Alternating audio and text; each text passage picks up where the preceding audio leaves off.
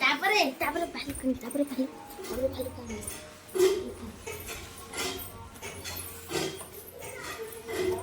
মুভিটা তো আমি দেখি উপরে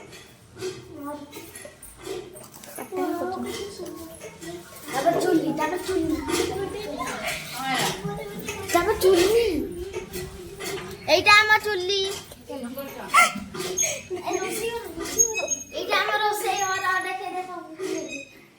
এইটা আমার ফ্রিজ এত বড় হয়ে যাবে ভিডিও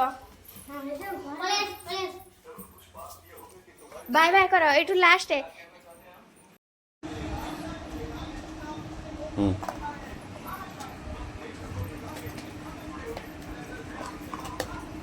পকে দাও না যা শিখাই দিও আজ রইব